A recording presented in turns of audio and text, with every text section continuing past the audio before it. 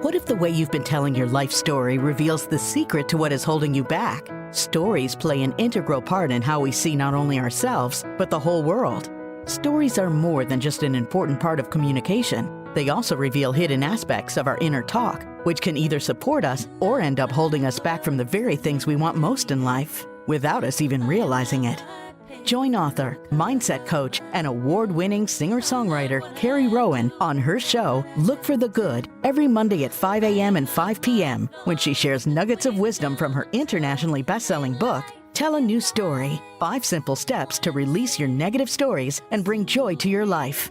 Carrie's powerful stories and compelling guests will empower you to change how you look at your own life while giving you some powerful tools and tips you can use every day to help you feel better and move yourself closer to the life you've been longing to live.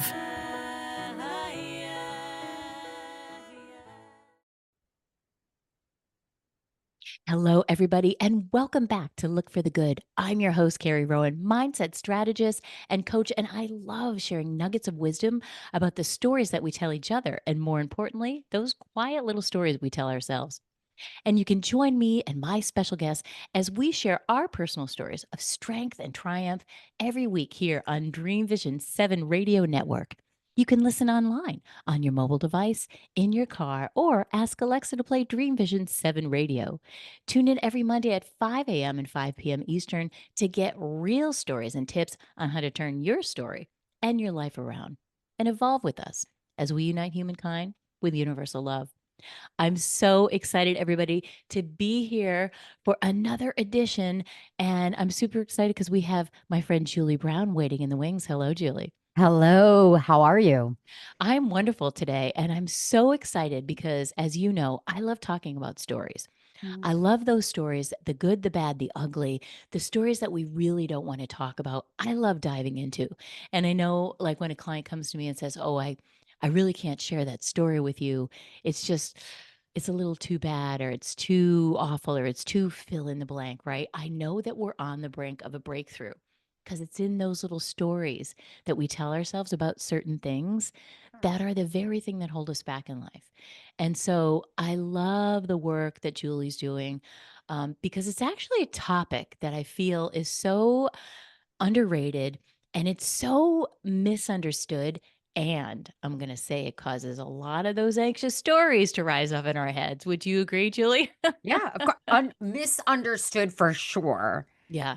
Yeah. So do you mind if I read you a little bio here? It's a great one. Yeah, sure, of course. So let me tell you, everybody, a little bit about you. So Julie Brown's a powerhouse speaker, networking expert, and author of This Bleep Shit Works, helping professionals build better relationships and careers, one bold connection at a time. And I love what you do. And I've watched some snippets of you Mm, speaking. You definitely are a powerhouse. I love the way you deliver the message and you weave humor in there. And it's just all the things that I hope that I do in my talks. Um, and let's talk about this misunderstood about thing about networking. Like, mhm. what intrigued you? What really drew you to this work? How'd you become the expert on this? I didn't get drawn to the work in the sense of I went to college and, I'm going to become a networking expert because nobody graduates college with a master's or a bachelor's in networking. And we all should because it's Right? such an important component with success. And I can share studies about people who have networks versus people who don't have networks and the rate of success. Um, I became an expert by doing it for so long. So I did networking and business development for lead generation for 17 years prior to starting my own firm, prior to talking about it. So anybody who knows anything about becoming an expert, you need 10,000 hours doing something. And it felt like 10,000 years doing it. But I became an expert doing it. And because became an expert doing it, I also made mistakes. I also learned from my mistakes. I also saw what was working over and over again. I also saw how people, stumbled in the process, how people didn't figure out how to have a strategy around the process. And so it's unlike anything that you take a course on and you become an expert. This is one of those things that is trial and error, and you do it until you become an expert at it. Totally. I love that. And it's one of those things that you just assume you know how to do, right? It's like, Yes. oh yeah, I joined the chamber. Oh Mhm. yeah, I must be a good networker. But just because you join the chamber or you join that Right. group doesn't mean you know how to work it, right? It Yep. doesn't mean no, I'm sorry, the lawn guy just showed up. Ah! Can't hear it. Can't hear it. And these are the things we do on live radio. It doesn't mean you really know how to do it, right? So Yeah. let's talk about that because I feel like not only do people think they know how to do it, but they also have a lot of fear, even though they might not talk about it. So here's the thing. Most people who start networking are told by somebody they work for, their manager or somebody within the company who oversees them, go to this event, work Right. this room, and talk about not having any strategy behind it, not having any idea why you're in that room, not having any idea about what the goal of being in that room is. What does a successful networking event look like? So most people end up going to networking events because somebody told them they needed to do it, which is like Mm. number one way to hate what you're doing is because someone made you do it. Instead of looking at it like, hey, this is how businesses are built. Businesses are built through relationships. Businesses are built through referrals. Your career will be built through relationships. And networking events are just one way to meet people. I think another thing that is a big thing with networking is people think networking only happens at structured events. Like, I'm going to a Mm. networking event. I have to go to a networking event. Instead of realizing networking happens all day, every day, whether you're in your office making relationships with colleagues or you are at a structured networking event. I always talk about network in the interstitial spaces, which means network when you're in line at the grocery store. Don't pass up an opportunity to talk to a stranger. So whenever I'm at and anywhere, like there's a person in front of me in line at the grocery store or getting coffee, I really like that jacket you're wearing. I'll say something like that. Or, oh my gosh, I love those shoes. Or just starting conversations with strangers because you never know who you're talking to. And I think that's the brilliant thing about networking and also the nebulous thing about networking is like Mm. you can strategize and you should know what rooms to be in and you should know who your targets are, but do not forget the infinite possibility that serendipity has on your life.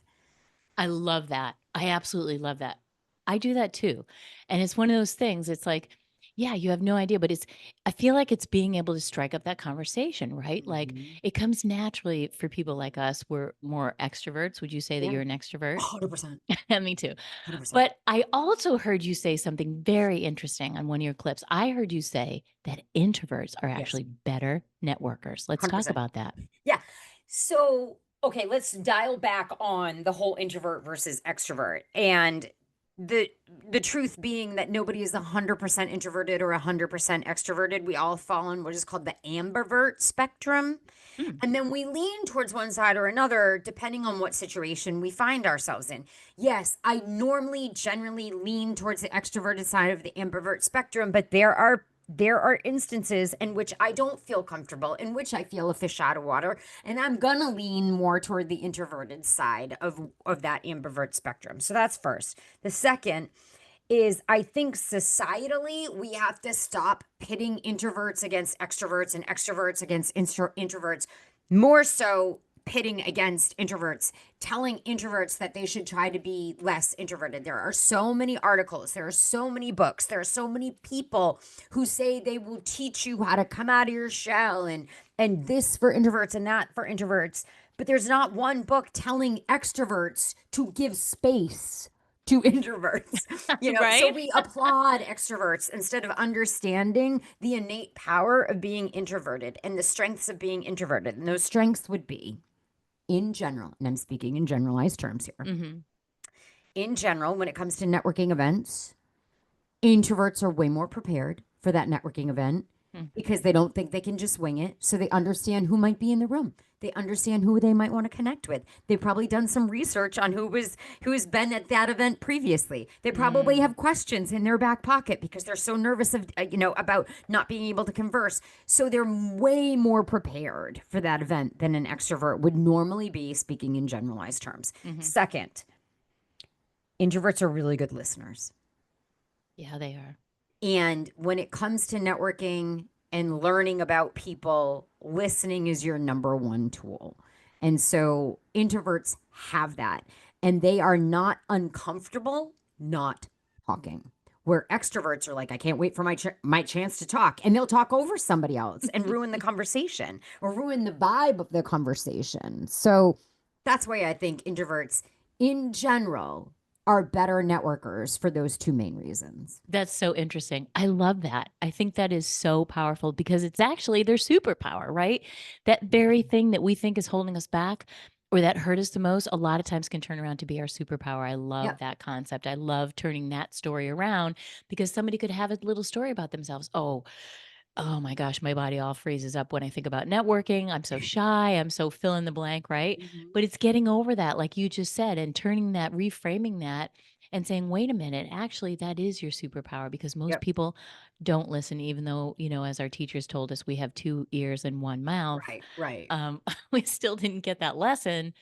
And I also love what you said because I think it's an epidemic in our society about the extroverts or just people in general. We're so busy thinking about what they're thinking about us or we're thinking Mhm. about what we're going to say next when really that other person doesn't really care that much about us. And we get Right. so wrapped up in thinking and worrying about that we don't listen. We're just trying to, like you said, figure out what the next thing we're going to say that's going to Mhm. top what that person's saying. Right. And I think that's the problem. Yeah. And I will be honest, I'm an expert networker. I'm a unicorn when it comes to networking, and yet I still have to tell myself to shut up. Like I am talking too much. Like I am overtaking this conversation. I still have to tell myself. So this is again why I say introverts are better because I'm so good at networking. I'm so good at strategy and networking and follow up and making my network work for me. And I still talk over people. And I know how important it is to not do that.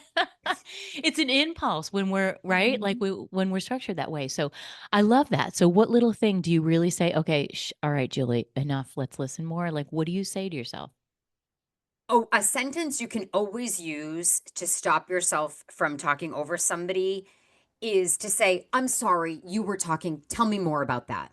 Oh, I like Tell that. me more about that is a super tool. Mm, Whenever you feel like you've stepped on somebody's words, say, oh, I'm sorry, you were talking. Tell me more about that. I apologize. Yep. I love that. I wrote it down. I love that. I love having a little mantra that you can go to, right? That you can just kick out like, Yeah. "Oh, I'm sorry," It does. It levels it back out. It rearranges the energy. It puts it Hmm. back into more of a neutral space so that Yeah. it feels more comfortable for everybody, especially if you are talking to somebody who tends to be more shy and Hmm. is an introvert.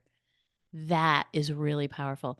So, what do you tell your introverts? Like, okay, you said they're more prepared just naturally. You don't have to Hmm. tell them. Maybe it's the extroverts that we need to talk about. Hey, prepare a little bit more, right? What Right. should they do if the introverts are really prepared? How does an extrovert prepare themselves? Well, everybody should be prepared. I don't think anybody should walk into any meeting or event. So, networking event, one on one, conference room, conference center, group meeting. I don't think anybody should walk into any of those situations without a goal for being in that room. Otherwise, why are you doing it? Why are you Yeah. doing it? We none of us have more than 24 hours in a day. We don't usually have a busyness problem. We have a time management problem. So if we know Mm-mm. what we're supposed to be getting out of our interactions with people, we'll be more strategic with them. We'll have better use of our time. I So love it. everybody going into any situation should know why they're going into that situation, know what the goal is of that conversation. And then you can prepare yourself based on that goal. Okay, so my goal is I want to learn two things about this person. I want to understand more about their business. I want to figure out if there's any possibilities for collaboration. Maybe it's that. Or maybe it's just like, I just want to learn about this person on a human level. What is your goal for that interaction? Hmm. And I think if we all went into one-on-one conversations, meetings with the idea of what is a successful interaction with this person, we'd have a lot more time because we would understand what we want out of that interaction. Now, I would be remiss if I didn't mention that people they do business with, they refer business to people they know, like, and trust. Mm-hmm. So we have to not go into these things solely from a business standpoint. You have to understand the psychology of somebody wanting to do business with you, wanting to refer your business, wanting to make strategic introductions for you, and be open to the idea of increasing the surface area with which you can connect with people. And that would mean bringing in the human element to all of these interactions, not just talking about business, but getting to know that person. So say you want to do business with somebody and they're a lawyer or something like that. Ask them, did you always want to be a lawyer, or when you were little, did you envision something else? And what I love is then when people are like, no, I always wanted to be, I was 6 years old and I had mock, trials in my backyard, like I love that kind of thing. I'm married to an architect. My husband came out of the womb drawing houses.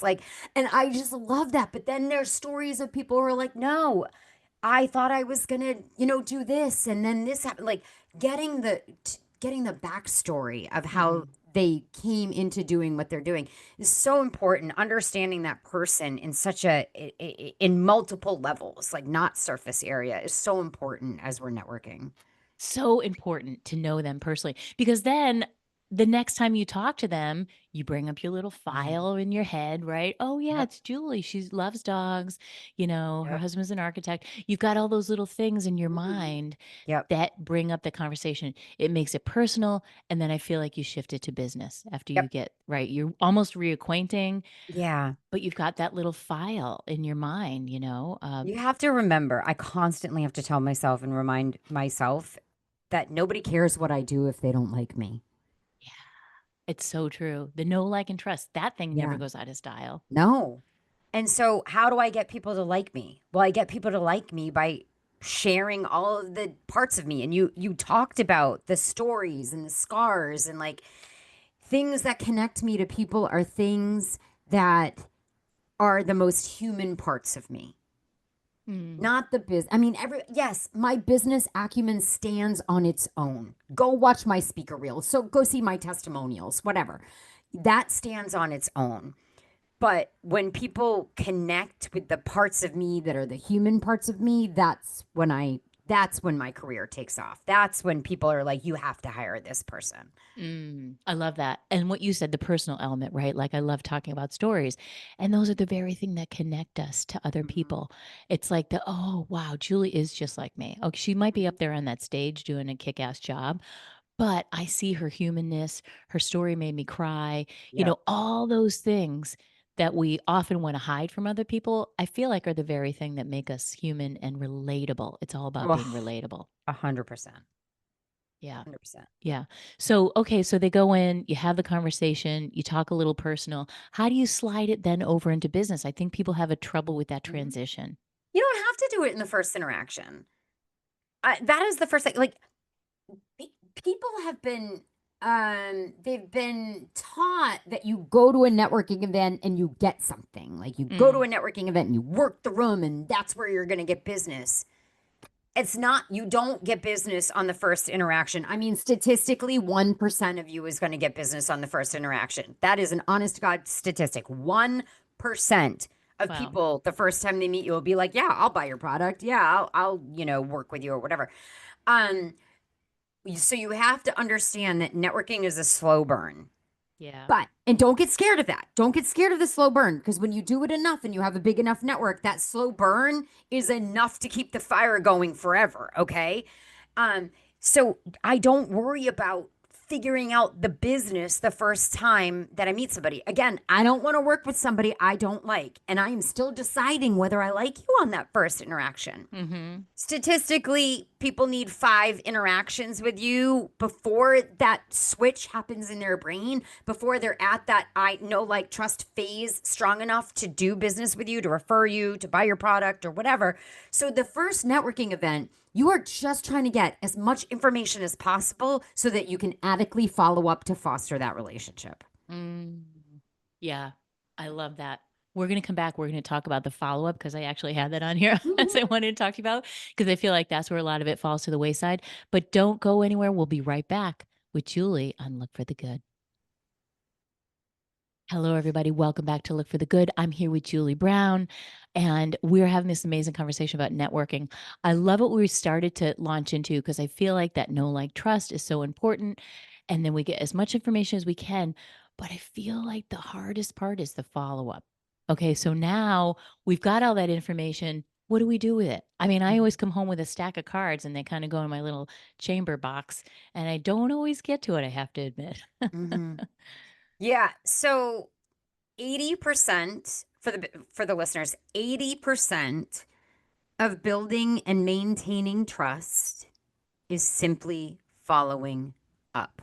Mm, And most people are terrible at it. yeah. And they're terrible at it for a couple of different reasons, but the main factor is this innate um, fear of rejection, which sits inside of us. Mm. So we wait for the other person to follow up with us. And that other person also has that innate human fear of rejection inside of them. So nothing ever happens.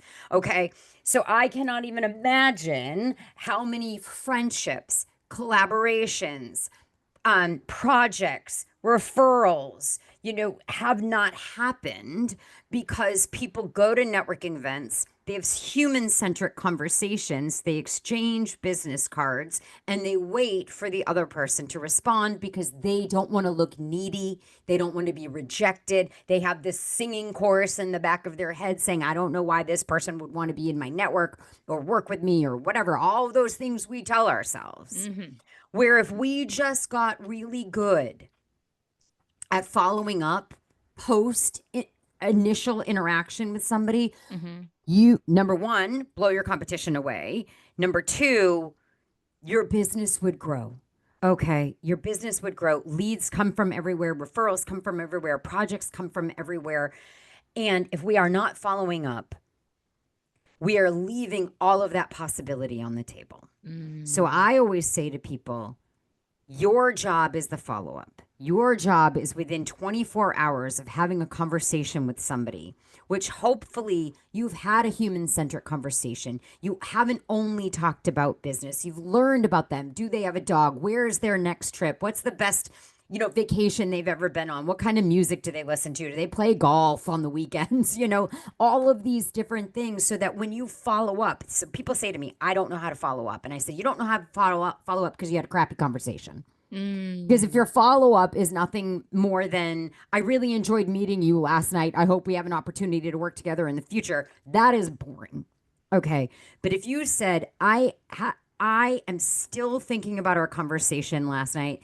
I love that you have inspired me to look into a trip to fill in the blank here, Barcelona, South Africa, London, the Azores, like whatever. I love that you've inspired me to add that destination to my bucket list. I love that you've inspired me to look into this hobby. I love that you and then say, I'm so excited about building this friendship. I'm so excited about learning more about what you do. Let's get a second meeting on the calendar. Here's whether by Zoom or like in person or whatever. Then that follow-up isn't just about business. It's about you building a relationship. And that's where most people fail in the follow-up is because they don't know how to follow up because they had a crappy conversation. I love that. It already started back in that initial meeting, Yeah. right? I love that. That is super powerful. And that's why they don't know how to follow up because they're like, what do I say? What do I say? What do we talk about? Or they don't remember. Or like I'm always writing on the back of somebody's business card my little notes about what I found out. 100%. You should You know? always do that. Yeah. I never leave an event where I've met somebody without jotting down what we talked about. So say you went to a networking event. You had a great conversation with somebody about a book you just read. I'm reading an amazing book right now. I read a lot of crime and horror books because that's how I relax. Do not judge me, but that is how I relax. And so I'm reading this amazing crime horror book right now. But imagine if you had met me at an event and I was like, oh, you know what? How I relax is true crime or horror stories or whatever. And the next day, somebody emailed me and said, I loved our conversation about how you relax listening to true crime. I did a Google search on the most popular true crime podcasts, or have you listened to this true crime podcast, or I've always wondered about this true crime mystery, or have you, I Googled the 10 scariest books to read, with the lights out and whatever. Imagine that kind of follow up versus it was great talking to you last night. I hope we have an opportunity to see each other again. What one do you think is going to get to know, like, and trust faster? Totally. Yeah. Did anybody ever do that to you? What? Send you that email with their favorite crime or Yes. Yes. And I'm listening to a true crime podcast right now that was a suggestion actually from an audience member, because I do joke in my keynotes about how I love true crime, that I'm like, when I'm running in the morning with my dog outside, I'm listening to true crime podcasts. And one of the ones I'm addicted to right now actually came from from an audience member who reached out to me on LinkedIn afterwards and was like, if you haven't checked out this podcast, this is the one you should start listening to now. Are you serious? I love that. See, that's so cool. And then you made it, you'll forever remember that audience member. Yep. Right? Yep. Yeah, I love that. And this is the piece. I love the way you break it down and you make it so simple to understand. Right? Instead of the complexity, because the more complex we keep making it in our head and the more complicated that story gets that we tell ourselves, the less likely we are to just get up and do it. Yep. Right? So you're giving people a little formula for some success, right? So they can be like, oh, now I know what to say. Now I know what my goal is in the room. And now I even know how to follow up, because somebody once told me in my mastermind group, your fortune is in your follow-up. Oh, yes. And that is the hard part, I feel like, for people. And let me also say, for anybody listening who is into sales and follow-up is something that you are supposed to do often, a lot of times people will follow up with somebody, and if they don't hear back after the first follow-up, they assume that person doesn't want to do business with them, or didn't really like them, or whatever. I think I know, I shouldn't have said think. Everybody has to get over that. This is why I know this, because number one, persistence is professionalism. If somebody has shown interest in what you do, in your services, just because you didn't get a response after the first email does not mean they're not interested. I know that life is busy and messy and complicated, and that the average person receives 129 emails a day. And so my email saying, it was great meeting you, I want to talk about this and this and this, yada, yada, yada.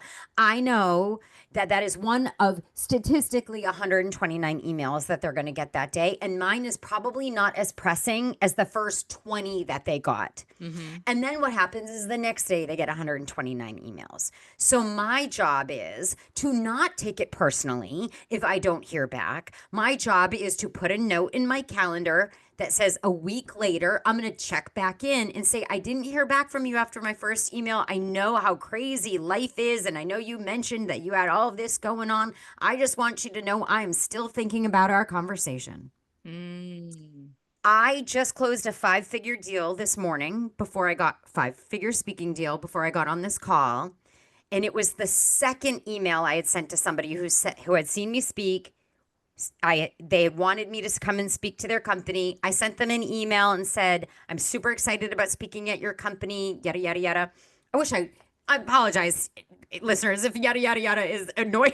I like yada, yada, yada. Seinfeld. So I said, I'm so excited about the possibility of speaking to your company. I didn't hear anything back. You know what I didn't do? I didn't take offense. I said, she must be really, really busy. Yeah. So Monday, I said, hey, it's been about 10 days since I sent you this first email. I am still so excited about speaking to your team. You let me know when it's good for you, when you have time. She emailed me back that day. She said, let's talk on Wednesday, and I landed it today. Wow. But if I had not sent the second email, if I had just sent that first email and said, well, she didn't respond, she must not be interested, instead of saying she's probably really busy, and my job is to be professional in my follow-up, I might not have landed that 5-figure deal this morning. Oh, bravo. I love that. And that's the thing we do. We take it personally. Makes me think about that book, The Four Agreements. You ever read that? No. It's so good. That's one of the 4 agreements in life, is to not take anything personally, and that's a hard one. That's a Mhm. hard one. Mhm. We're tapping into the fear zone, meeting new people, know, like, and trust. Even if you are in sales and have been in sales, and I was in sales for many years, you still sorta have that sorta lingering, you know? So, yeah, it's I love that reframe. "Hey, she's probably so busy." You're actually doing her a favor. I Yes. love that thought of like, "Hey, I know that what I Yep. have is awesome, Yep. and it's my job to get it make it easy for them." Like you said, "Oh, right? Make it easy for them." You just said you hit the nail on the head. I have had so many people who have hired me to either speak to their companies or speak at their conferences who have thanked me for my follow-up Mm, because I when they need to reach back out to me and they only have to scroll down a little bit to find my last email versus scrolling back 8 months to find my last email, you have to consistently make yourself easy to be contacted yeah, I love that because of those 129 emails that keep coming in and every piling up, day. right? Yep, And if you're not in front, they might forget your name, and now they don't know who to search on to find that email, right? I use exactly. my email as my filing system. Yep. Right? In a lot of cases. Yeah. So I love that. Just making it easy because it's that innate confidence when you know that you can help somebody. When you have that mindset of Yep. I'm in service to them. Yep. They are my future customer. I'm going to make this easy. And I love that getting rid of the taking it personally because the easier you make it, then you're going to close that deal just like you did this morning. I love Mhm. that. Yeah, follow up is in your fortune. Any of those little quips, I love those little mantras, those little things that you Mhm. always say to yourself. Hey, it's not personal, It's you not know? personal. Yeah, I love that one. Take nothing personal. Okay, Mhm. give us another little mantra. I love asking people that. Like, do you have a little mantra that keeps you going in moments when you're like feeling overwhelmed or it's not going the way you wanted to? What is a little something that you use?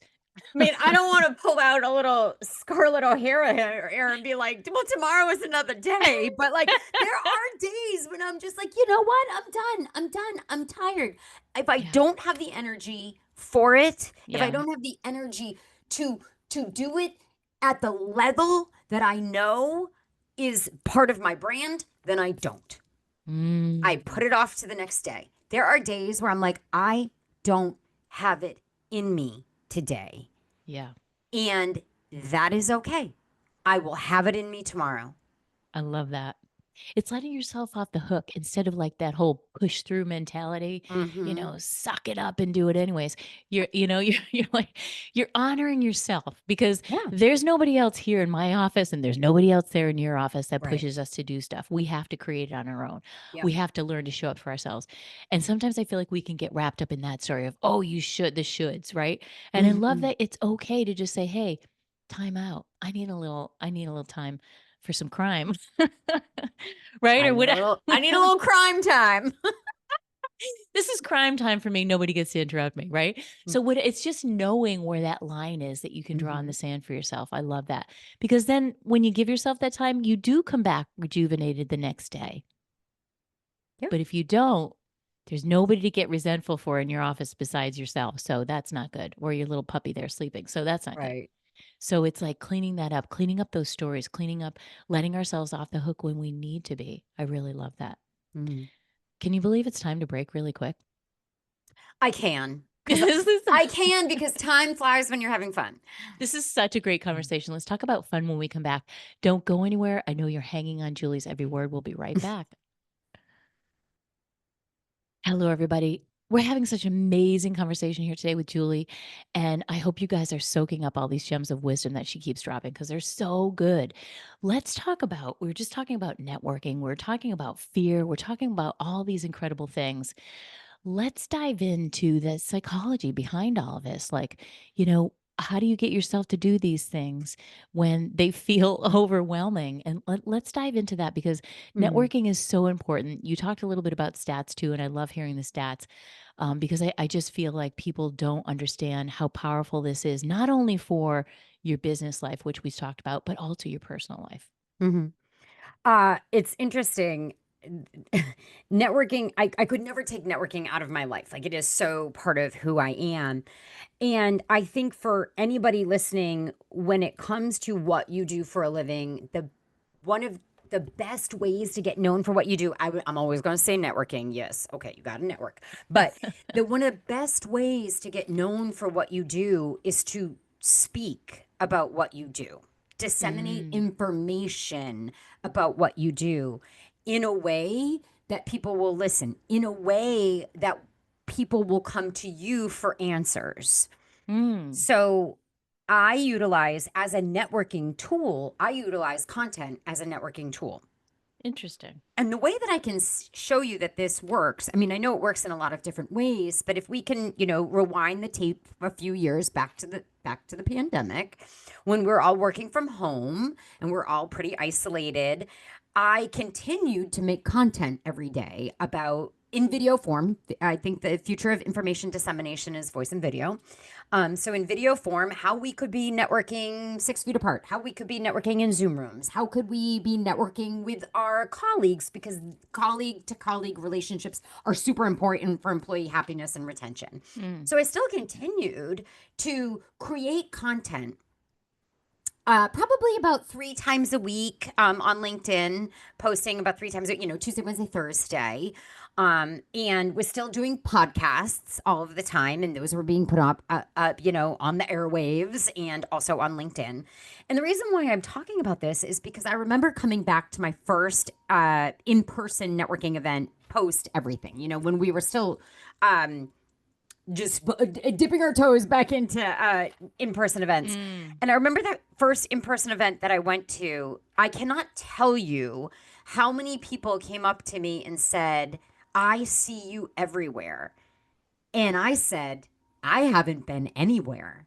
That was my first in-person networking event in Lord knows how long. But guess what was everywhere? My voice, my video, and my expertise were everywhere. Wow. And so a really good way of expanding your wings, expanding your network, expanding the number of people who know what you do and connect your name to your expertise is to talk about what you do in a way that people will listen. And that second part, in a way that people will listen, is super important, because people like to say that people don't have any attention spans, and it's not true. We have attention spans for things that are interest us. We Absolutely. Have attention spans for stories. And I know this because I watch Love is Blind for 3 hours. Like, I just get into the storyline. It is not good for me. I should not be sitting on the couch watching 3 hours of Love is Blind, but I'm into the storyline. I don't even know what that is. I'm going to write it down and check it out. So, I say that to say there are things that happen every single day, whether you are a mechanic, whether you are a massage therapist, whether you are an accountant, whether you are a waitress, a server, whether you work in a hotel and work concierge. There are things that happen every single day on the job that if you knew how to tell a story about it, people would come to you, number one, for you to solve their problems, or two, just to feel a sense of community. And this is why it is so important to take note of things that happen every day and say, I wonder if this happens to other people every single day. And if I wrote a story about it, how would it resonate? And that's how you start talking about your expertise. That's how you start having people associate your name with the problems that you solve. It's just another form of networking. My content networks for me. I can't even tell you, I have a newsletter that comes out every Wednesday, 1:45 every Wednesday. I cannot tell you how many emails I get every week from people saying, how do I sign up for your newsletter? Really? Because it's so good. Yes, I'm talking about networking, but I'm talking about what happened this week networking, and like telling stories about it. Yeah. It's current. It's your real life. It's my your real work, life. right? Your work is your life. And when you're always thinking and looking for those metaphors and analogies for what you're doing, that's a really powerful way to talk to people, for sure. Yep. I love that. And again, you've taken something complex and you've distilled it down into something much more easy. I really I agree with you too that just the future really, we're not going to ever get away from video or voice. I mean, I think Right. audio is actually going to become even more powerful than it is today. Mhm. Um, but it's getting comfortable with that. Again, you another zone where I think people are uncomfortable, right? They're Mhm. feeling more comfortable, but it's how do you start to become more comfortable with the uncomfortable The only way to do that is by repetition. to do that? It's funny because I have a lot of people after I speak on stages say to me, "I'd love to be more like you. Like I'd love to be able to do videos and and put my voice out there and write and but I'm not comfortable doing all of it all at once." And I've said to them, it's like getting in a cold pool. There are people who will cannonball into that pool, and that's how they're going to get into that pool. Yeah. But if you're like me, when it comes to a cold pool, I'm going to put my right foot in, and then my right foot is going to feel good, and then put my left foot in. And when that feels good, then I'm going to go up to my I knees. do the same thing. And then when that feels good, I'm going to go up to my hips. And so I always say, do it in, do it like you're getting in a cold pool. When you put yourself out there a little bit that's a little uncomfortable, start getting really comfortable at that level of uncomfortable and say, okay, I'm good here. I'm going to go to my knees. What does going to my knees look like as far as Mm. my content or putting myself out there? But one thing you have to understand, and this is very, very important. Actually, there's two things I want to get across. One thing is, do not go by vanity metrics of your content, okay? Hmm. This means do not count all of your likes, do not count all of your comments because you have zero idea who is reading it, who is absorbing it, who is taking it in, who is affecting, but they are not liking and they're not commenting. Mm. I on LinkedIn, I have great interactions on LinkedIn, comments, likes, whatever. But what is really interesting is LinkedIn will email me at the end of the week and tell me my impressions. And Ooh. if I get 30 comments on a video, my impressions are 15,000. That means 15,000 people Wow. read it. Really? And so don't go by likes and comments. If you Mhm. have something to say and there's a song that your heart needs to sing, you put it out there no matter what. That's the first thing. The Mhm. second thing is, I forgot what my second thing is. The second thing I is, love it. I Wait, you said do not use vanity metrics, metrics. Yeah. right? Um, I gotta tell you, perimenopause brain is really, oh, really let's take a deep a breath. tough thing. First one was Um, vanity vanity metrics. metrics. It'll come to me. Let's Yeah, move on. let's It'll move on. come to me. I love that because I love talking about getting comfortable being uncomfortable, right? Hmm. I had a exercise Oh, I teacher one time remembered. say that. And look, you got it. I Is getting remembered. comfortable. And now she's got it. Let's go. Okay, so this second thing that my perimenopause brain forgot for a second. The second thing is, and I know this from experience, especially, I'll give a speech to 200 people, and Mhm. 200 people will fill out my QR code and tell me I'm the best speaker they've ever seen in your life. Well, actually, 199 people will say that. And one person will be like, I thought she was annoying. Do not dwell on the one person who said you're annoying. Do not dwell on the one person who said, who cares what you think? Do not dwell on that one person. When there is a chorus of people saying, this is the best thing I've ever read in my life, this is the best thing I've ever seen in my life, do not let the tail scales tip because one person didn't like you. You are not creating for that person. You are Yeah. creating Yeah. for the people who love you. Yeah. Amen. I love that. And it's that, and we all do it, by the way, Mm-hmm. and as a musician, you know, selling CDs or whatnot, we would get reviews all the time. And you're always, the mind wants to go to that. Oh, why did Yep. they say that? And we want to fixate on it. And that's just really imposter syndrome hiding itself out. It's all those little fears, right? Mm-hmm. And knowing that, I love what you just said. It was a great reframe. That person's not for me. I'm not for them. And that's okay Yep. because your goal is to find the people that you are for, find the people that you're supposed to serve. Yep. And oh, by the way, if you make your message strong enough, you're attracting the very people that you Oh, need to serve. yeah. I mean, They come to you. when I get, and I very rarely get that person who says I'm the most annoying person they've ever met, but I do get it. I I put it out there. So that happened to me. I mean, it was a few years ago that it was a gentleman in the audience who said I was the most annoying person he'd ever seen. I made a graphic of it. I made a graphic of his Seriously? review of me and I put it on LinkedIn Uh, and I said, can't win them all. awesome. Oh my God. What kind of response did you get? That is Oh my God, awesome. people are like, and everybody, of course, is like, no, you're the best thing I've ever seen. And I'm like, I didn't create my program for him. Of course. Yeah. So, Yeah. It was not for him. And he yeah, wasn't meant to be, right, your client. right. And I love that. Just really not, and it's hard, but not letting that stuff get stuck in your I craw, know. I know. and going anyways with that mindset that you're going to attract all the right Yes. people who are going to come to you in droves. I've also, again, because my face and my voice are out there every day. Um, I I've had people say to me, you know you've made it when you have trolls. You haven't made it until someone is trolling you. Oh my God, I love that. That is so true. Oh Hmm. my gosh. Yeah.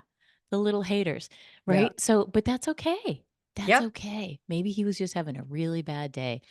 And that's all right. But when we don't get fixated and we keep going anyways, you Hmm. still keep making your content. And like you said, you're not going to make everybody happy. I had this one video that I posted on LinkedIn and I had scheduled it because I was in Italy, so I wasn't going to be able to, with Nice. the time zone. So it was scheduled.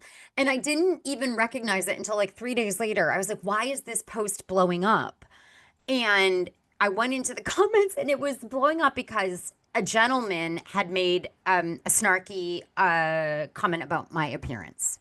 Oh, And yeah, yeah. um, specifically my hair, which I was having a really hard time with. I'd gone through a really stressful period and I was losing my hair. So I was doing a lot to try to mask that I was losing my hair. Um, and this gentleman who I do not know, made a snarky comment about my appearance. And it blew up because everybody in my network responded to him and was like, what are you talking about? Like, blah, blah, blah. This is the best content. If you knew her, you wouldn't be saying all these things. Like, it was just comments and comments and comments to the point where he deleted his comment. And I was like, I didn't even have to do anything. I didn't even have to. I was like, Wow. what is happening on this post? That's unbelievable. That's a network. Now Yep. that's the kind of network we all want to have. Yep. It's personal, it's professional. People are sticking up for you. Yeah. Like But if nobody even, what was crazy about that is I had not shared that I was losing my hair. And my hair is fine now for the listeners, if you care. My your hair is hair looks fine now. great. It took a couple years to grow out, but it's fine now. Lots of biotin and collagen products. But like the people who were defending me didn't even know what was happening with my hair. They were just like, you don't talk about Julie like that. Of course. That's what I mean. Like you've created this unbelievable network that Yeah. they're all standing up for you. Like Yeah. that is so powerful. That is such a huge testament to the work that you're doing and that you walk your talk and you Hmm. believe it. And not only do you just believe it and talk about it on stages around the world, you live it. And Hmm. that is such an incredible testament. I love that story. That is super cool. Yeah. Well, share with them where they can find out more about you and the incredible work that you're doing. Yeah. So the easiest way, there's two easy ways to find me, and both are the same exact address. So my website is Julie Brown Speaks. So juliebrownspeaks.com, or on LinkedIn. If you wanted to find me on LinkedIn, my address on LinkedIn is also, my profile is Julie Brown Speaks on LinkedIn as well. Awesome.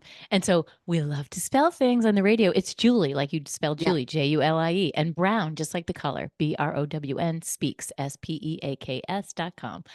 And this has been incredible. I learned a lot. I took a bunch of notes, and I know everybody listening is going to just garner so much of wise advice from you. So thank you Mhm. so much for coming on the Yeah, show. I had a great time. Me too. Loved having you. And remember, everybody, if you want to get the behind the scenes truth, go to my website, click on the podcast button at carrierowan.com, sign up for my newsletter. And remember, it is never too late to live your best story. Be well.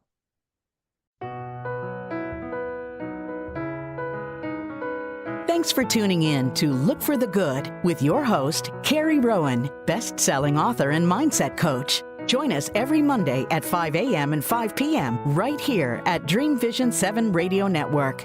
If you weren't able to catch an episode, no worries. Just visit our website to find all the archived episodes of Look for the Good on demand, so you don't miss a thing. And remember, it's never too late to live your best story. For additional resources or to find out about how you can work with Carrie directly, visit carrierowan.com for more details.